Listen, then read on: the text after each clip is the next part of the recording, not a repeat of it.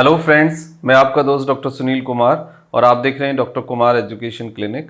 I am post doctorate in clinical medicine, metabolic science and lifestyle disease and I am carrying the 15 year of the experience as a clinical physician and last 2 decade से साउडली छतरपुर में मैं as a clinical physician practice कर रहा हूँ and I am specialized in treating the infection lifestyle disease like thyroid, blood pressure, sugar, coronary artery disease.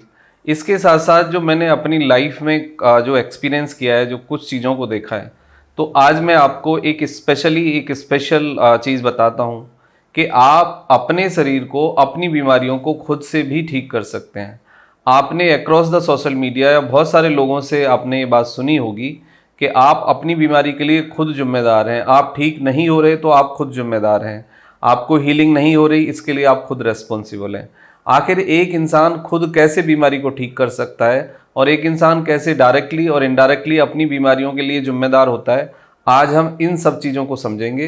यदि channel पे आप अभी नए हैं तो आप चैनल को सब्सक्राइब करिए, आइकन बेल हिट करिए, अपने फ्रेंड के साथ शेयर करिए और आप शेयर करें या कमेंट्स करें ना करें, ये वीडियो पूरा देखिए, अपने फ्रेंड के साथ शेयर करिए, क्योंकि ये एक आपकी तरफ से ब्लेसिंग्स है, हमारे लिए मोटिवेशन है और सोसाइटी के लिए एक सपोर्ट है, एक लाइट है। तो सबसे पहली बात यह है कि हमें ये समझना पड़ेगा कि इंसान आखिर बीमार होता क्यों है। जब हम ये समझ पाएंगे कि बीमार क्यों होता है तो हम ये भी समझ पाएंगे कि उसको फिर ठीक कैसे किया जाए और इंटरनल लेवल पे ऐसा क्या बदल जाता है कि हम बीमार हो जाते हैं और हम ठीक नहीं होते।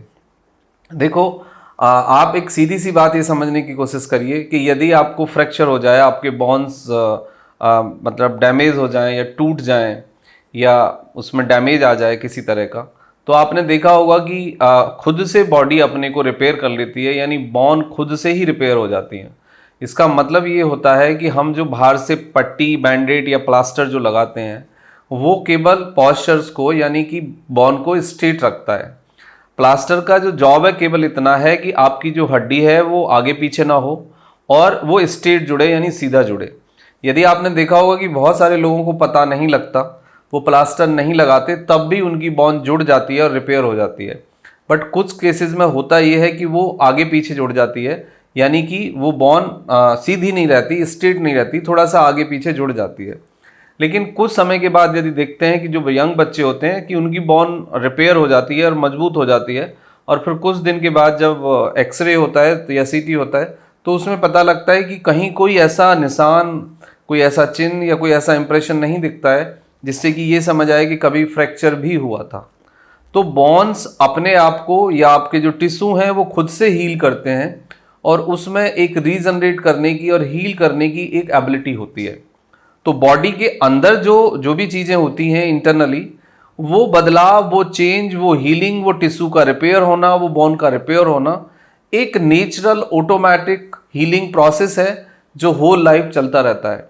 अब मैं दूसरे लेवल पे आता हूँ कि आपने देखा होगा कि बहुत सारे लोगों को टिश्यू डैमेज हो जाते हैं, यानी कि मसल्स फट जाती हैं या फाइबर फट जाते हैं या जो मसल्स है वो डैमेज हो जाते हैं। तो आपने देखा होगा कि बहुत सारे लोग एंटीबायोटिक नहीं लेते, तब भी वो रिपेयर हो जाते हैं, तब भी वो हील हो जाते हैं।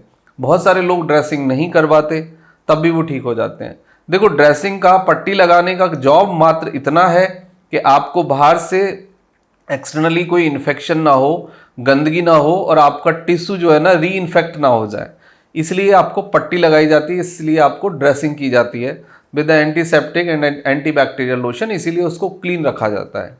अब दूसरे लेवल पे एंटीबायोटिक का या जो पेन किलर जो मेडिसिन है, उनका रोल मात्र इतना होता है कि आपके जो सिम्टम्स हैं, जो इंजरी होने के बाद जो आपको तकलीफ पैदा होती है, यानी दर्द जो होता है, आपको जो इन्फ्लामेशन आती है, उसको डील कर सकें। इन्फ्लामेशन को और जो टिश्यू रिपेयर होने का वर्क है वो बॉडी खुद से ही करती है, उसके लिए आपको एक्सटर्नली कुछ करने की कोई आवश्यकता नहीं होती है। अब तीसरे लेवल पे आते हैं। फ्लू के अंदर, कोविड के अंदर बहुत सारी बीमारियां ऐसी हैं, लगभग 60 to 70% डिसीज़ ऐसी हैं कि यदि आप बॉडी को सही से मैनेज करें, अच्छी नींद लें, अच्छे से लिक्विड डाइट लें और पॉजिटिव रहें और अच्छे से प्रोटीन लें, तो फिर आप खुद से हील हो जाते हैं और बॉडी का जो आपका हीलिंग सिस्टम है वो आपके हीलिंग पैटर्न को सपोर्ट करता है।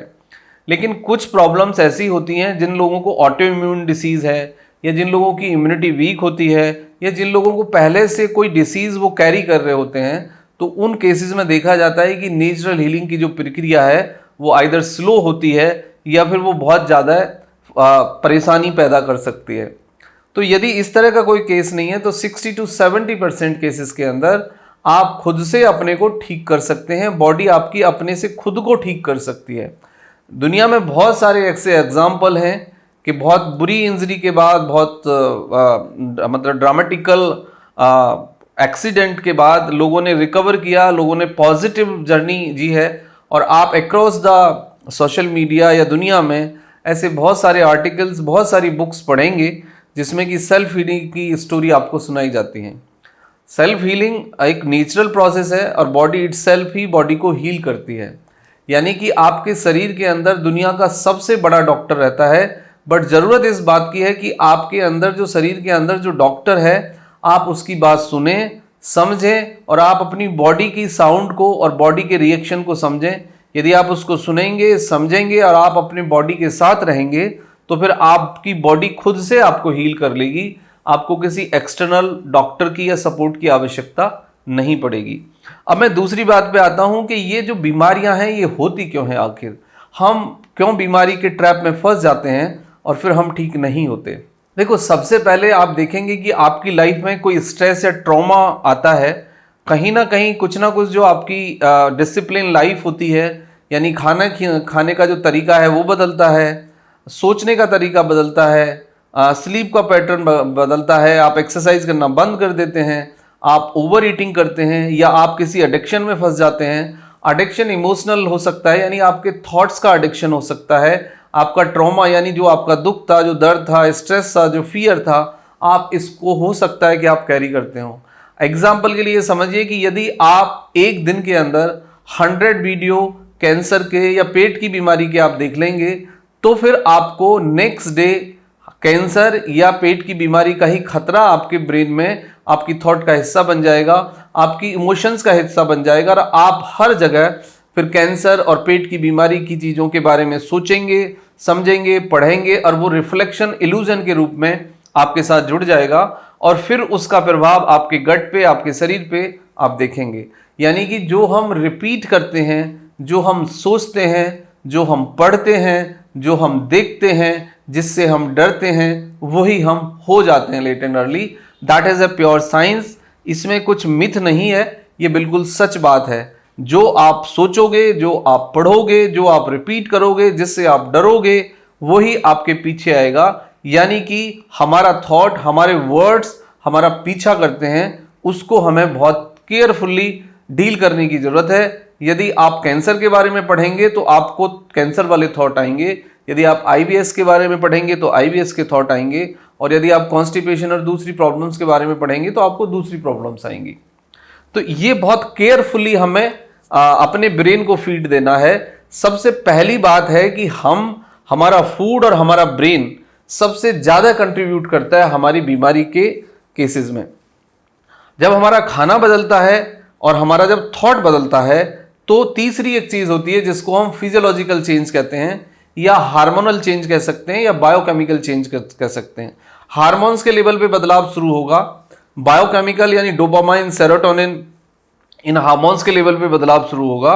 एंड थर्ड जो सबसे बड़ी चीज आपने देखी है कि आपका रेस्पिरेशन यानी आपका सांस लेने का तरीका और आपका खाना खाने का तरीका वो बदल जाएगा। और जो फाइनल चेंज आप देखते हैं वो आपकी स्लीप की क्वालिटी और स्लीप का ड्यूरेशन वो सब बदल जाता है। यानी आप अच्छे से नींद नहीं ले पाते और आपका कॉन्शियस ब्रेन बहुत इवन ड्रीम में भी थोड़ा सा ज़्यादा तेज चलने लग जाता है। यानी आपका थिंकिंग प्रोसेस फास्टर हो जाता है, जो एंजाइटी के रूप में, बीमारी के रूप में सामने आता है। या फिर एक थॉट को आप रिपीट करते रहते हैं, वो OCD डिप्रेशन के रूप में आपके साथ जुड़ जाता है।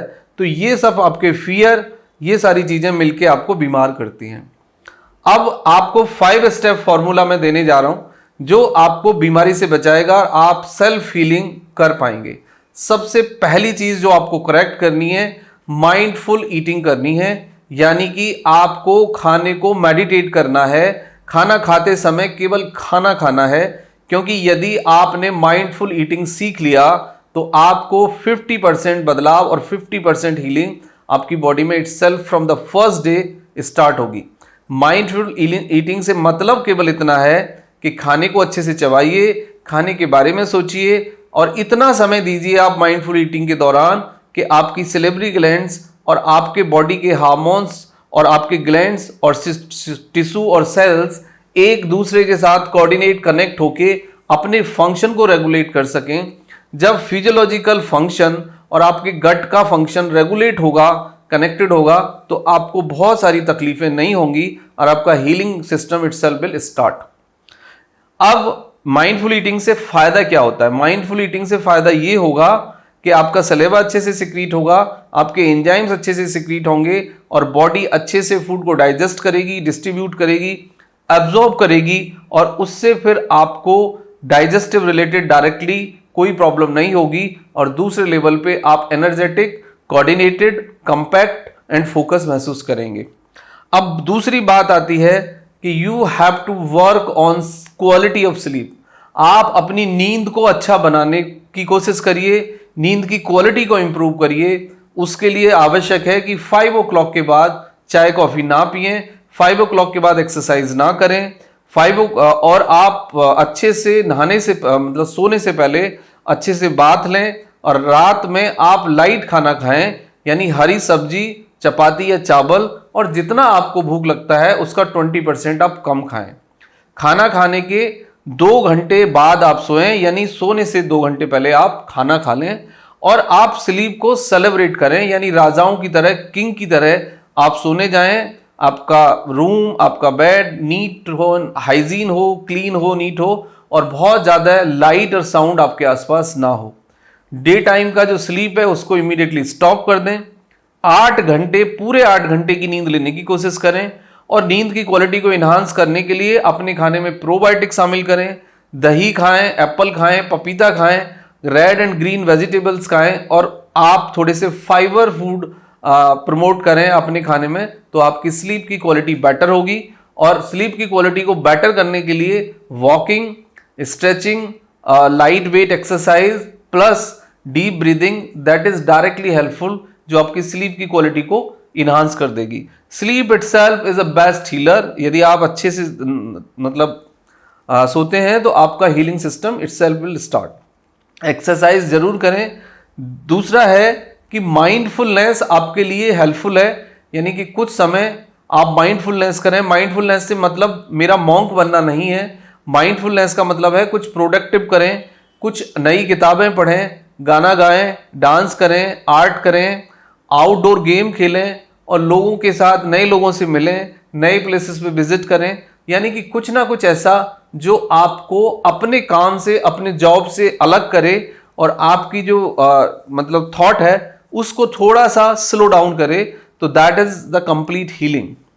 उसके बाद आता है कि यदि आप अपने थॉट के गुलाम हो गए हैं तो आप अपनी थॉट की गुलामी से बाहर आइए, यानी कि आपको अपना मास्टर बनना है, आपको अपनी हैबिट को कंट्रोल करना है।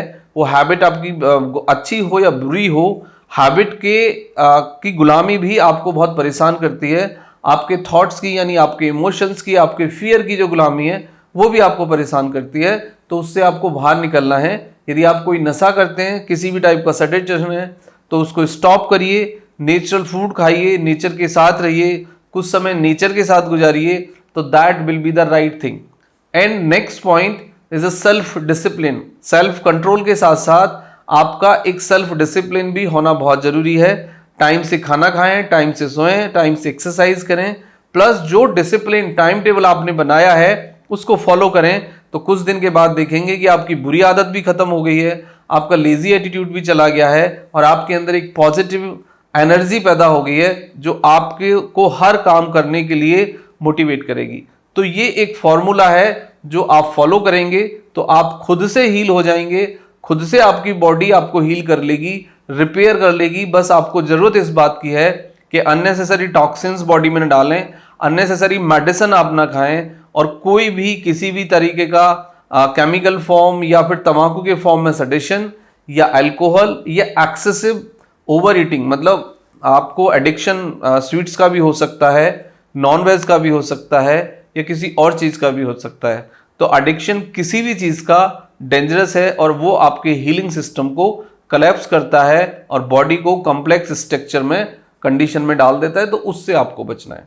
Thank you very much and take care yourself.